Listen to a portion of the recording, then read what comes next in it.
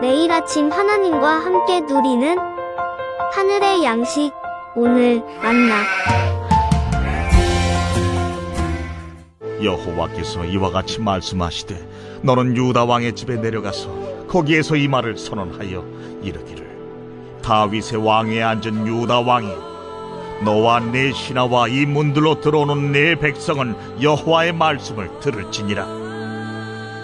여호와께서 이와 같이 말씀하시되 너희가 정의와 공의를 행하여 탈취당한 자를 압박하는 자의 손에서 건지고 이방인과 고아와 과부를 압제하거나 학대하지 말며 이곳에서 무죄한 피를 흘리지 말라. 너희가 참으로 이 말을 준행하면 다윗의 왕위에 앉을 왕들과 신하들과 백성이 병거와 말을 타고 이 집문으로 들어오게 되리라. 그러나 너희가 이 말을 듣지 아니하면 내가 나를 두고 맹세하노니 이 집이 황폐하리라. 여호와의 말씀이니라. 여호와께서 유다 왕의 집에 대하여 이와 같이 말씀하시니라. 내가 내게 길르앗 같고 레바논의 머리이나 내가 반드시 너로 광야와 주민이 없는 성읍을 만들 것이라. 내가 너를 파멸할 자를 준비하리니 그들이 각기 손에 무기를 가지고 네 아름다운 백향목을 찍어 불에 던지리라. 여러 민족들이 이 성읍으로 지나가며 서로 말하기를 여호와가 이 큰 성읍에 이같이 행함은 어찌 됨인고 하겠고 그들이 대답하기는 이는 그들이 자기 하나님 여호와의 언약을 버리고 다른 신들에게 절하고 그를 섬긴 까닭이라 하셨다 할지니라.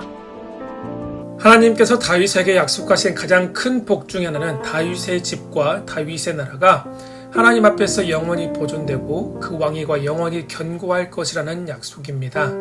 솔로몬 이후 이스라엘이 남유다와 북이스라엘로 나뉜 뒤에도 다윗의 후손들이 왕이 된 남유다와 솔로몬의 신하였던 르호보암이 세운 북이스라엘의 차이는 바로 이 언약의 차이라고 할 수 있습니다. 하지만 이 언약에는 전제 조건이 있습니다. 하나님은 이 언약의 근거에 예레미야를 통해 남유다 백성과 지도자들에게 요구하시는 것은 다른 것이 아니라 바로 하나님의 말씀에 순종하는 것이라고 보여주십니다. 오늘 본문은 남유다의 왕들과 지도자들에 대한 말씀인데요. 하나님은 예레미야에게 3절에서 정의와 공의를 행하고 탈취당한 자를 압박하는 자에게서 건지고 이방인과 고아와 과부를 압제하거나 학대하지 말고 무죄한 피를 흘리지 말라고 말씀하십니다. 이 말씀은 이미 하나님께서 신명기에서 이스라엘 백성에게 명령하신 율법의 말씀입니다. 하나님은 과부와 고아를 위해 정의를 행하시고 나그네를 사랑하시고 그들을 먹이시고 입히시는 분이십니다. 또 하나님은 성중에 머무른 객과 고아와 과부들이 와서 먹고 배부르게 할 때 손으로 하는 모든 일을 복을 주시겠다라고 약속하셨어요. 바로 이 명령을 통해 우리는 하나님의 가장 대표적인 속성인 공의와 사랑을 알 수 있습니다. 하지만 안타깝게도 유다의 왕들과 지도자들은 공의와 정의를 행하라는 이 명령에는 관심이 없었습니다.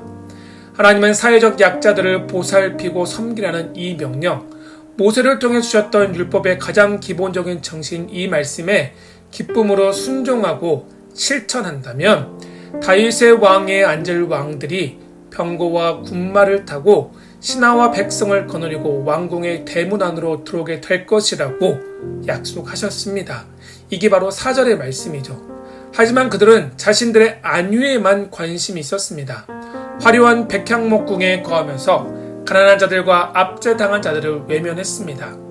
사회적 약자들을 돌보지 않았던 이들의 행위가 도덕적으로 윤리적으로 문제가 된다는 의미가 아니라 핵심은 바로 하나님의 말씀에 순종하지 않았다는 것이죠.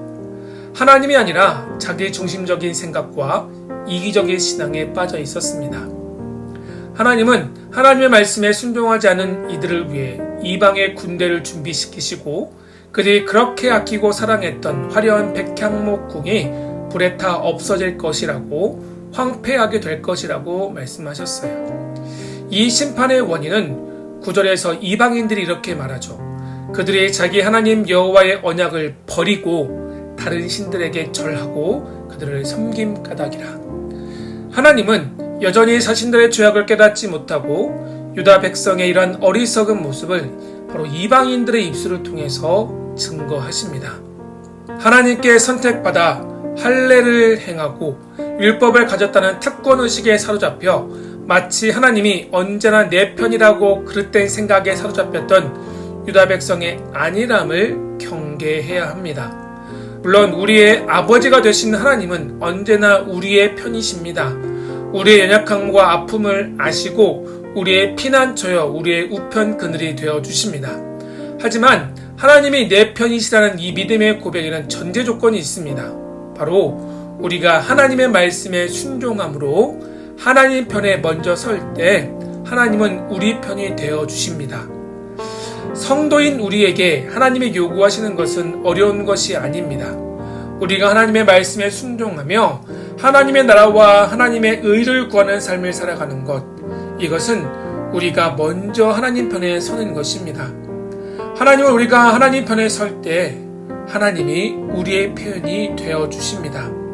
하나님은 우리의 모든 필요를 아시고 그것을 채워 주십니다. 영적 안일함과 영적 자만에 빠져 나밖에 모르는 자기 중심적이고 이기적인 생각과 신앙이 아니라 말씀 중심, 하나님 중심의 자리로 돌아가기를 소망합니다. 우리가 자기 중심적인 죄의 자리에 떠나 하나님의 말씀을 우리의 삶의 우선순위에 두고 그 말씀에 전적으로 순종하는 삶, 하나님 중심의 삶을 살아갈 때 하나님은 우리를 통해서 기뻐하시고 영광 받으십니다. 하나님이 언제나 우리 편이 되어주실 줄 믿으시기를 바랍니다. 이 말씀을 통해 자기 중심적 신앙에서 벗어나 하나님 편으로 돌아서고 주신 말씀에 늘 순종함으로써 하나님 편으로 살아가는 우리의 삶이 되기를 주의 이름으로 축원합니다.